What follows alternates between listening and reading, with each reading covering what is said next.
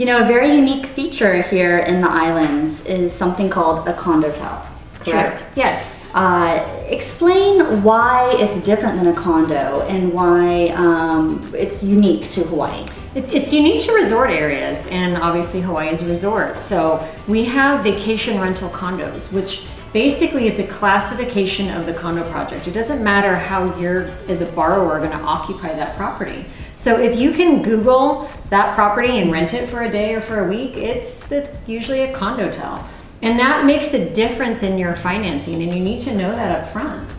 And why would someone want to know that up front? It could change the down payment requirement, it changes the interest rate, and it can sometimes even change qualifying for that mortgage.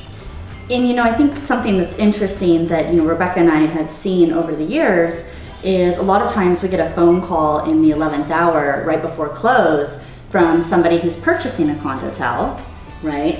Right. And they're working with a mainland lender. They said they're licensed in Hawaii, which they're licensed in Hawaii. And they don't realize it's a condo-tel. Right. And they don't know that. You won't find that out until, say, like the end of the transaction, maybe what, 3/4 through the transaction. Right. It's when the Condo Questionnaire comes through or the appraisal comes through. That's usually when it kind of shows up. And I think what a lot of buyers don't realize when purchasing in Hawaii is that mainland lenders typically won't lend on a condo-tel. Right. It's not a Fannie Mae Freddie Mac product, so you have to reroute that file to a portfolio lender midstream if that's what happens.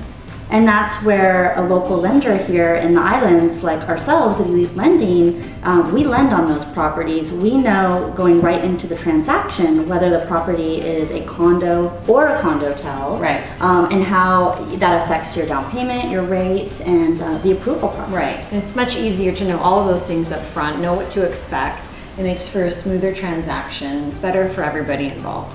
Yeah, absolutely.